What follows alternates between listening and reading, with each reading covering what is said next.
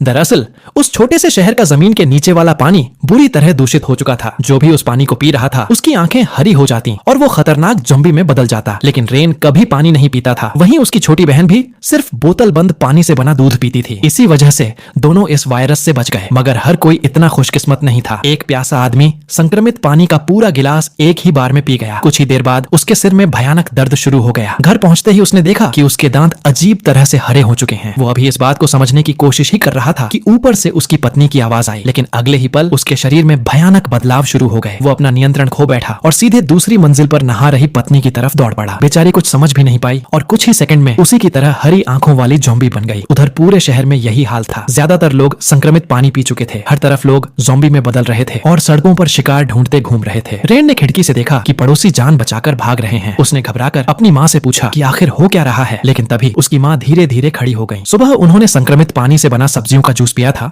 और अब वायरस उनके शरीर में भी फैल चुका था। ये देखकर रेन डर गया। उसने माँ को शांत होने के लिए कहा, लेकिन अब वो उसकी बात समझ ही नहीं पा रही थी। कोई रास्ता न देखकर वो अपनी नवजात बहन को छोड़कर भागना भी नहीं चाहता था, इसलिए दरवाजा खोलकर बाहर निकल गया। तभी अचानक तेज रफ्तार से आती एक कार ने उसकी बदली हुई माँ को टक्कर मार दी और उनकी टांग टूट गई। ड्राइवर तुरंत बाहर निकला और माफी मांगते हुए बोला, जल्दी घर के अंदर जाओ, पूरा शहर संक्रमित हो चुका है, बाहर रहना बहुत खतरनाक है। इतना कहकर वो घबराहट में कार लेकर वहां से निकल गया। उसी समय कुछ ज़ॉम्बी उनकी तरफ दौड़ते दिखाई दिए। रेन ने तुरंत माँ की टांगे पकड़कर उन्हें घसीटना शुरू कर दिया। पूरी ताकत लगाकर वो उन्हें घर के अंदर ले आया। ठीक एक सेकंड बाद ही ज़ॉम्बी दरवाजे तक पहुंच गए। उसे डर था कि माँ कहीं उसकी 1 महीने की बहन को नुकसान न पहुंचा दें, इसीलिए उसने माँ को बाथरूम में बंद कर दिया। लेकिन नई मुसीबत सामने थी। बहन लगातार रो रही थी और उसकी आवाज सुनकर बाहर के ज़ॉम्बी और ज्यादा उग्र होते जा रहे थे। मजबूरी में रेन ने खिलौनों और कपड़ों से बेबी कार्ट को ढक दिया ताकि आवाज कम बाहर जाए। धीरे धीरे बच्ची का रोना शांत हो गया। आखिरकार बाहर के ज़ॉम्बी भी चुप हो गए। फिलहाल खतरा टल गया था, लेकिन अब उसके सामने एक बड़ा सवाल था। इस तबाह हो चुकी दुनिया में वो अपनी छोटी बहन के साथ जिंदा कैसे रहेगा। वो डर और उलझन में बैठा ही था कि अचानक आसमान में विमानों की तेज आवाज गूंजने लगी। जल्द ही उसे पता चला कि सेना ने वायरस को दूसरे शहरों तक फैलने से रोकने के लिए शहर से बाहर जाने वाला इकलौता पुल उड़ा दिया है। साथ ही बिजली भी काट दी गई थी। मतलब साफ था, शहर को उसके हाल पर छोड़ दिया गया था। अगली सुबह रेन ने मदद के लिए किसी को फोन करने की कोशिश की, लेकिन जब उसने मोबाइल उठाया तो उसके होश उड़ गए। फोन की बैटरी पूरी तरह खत्म हो चुकी थी।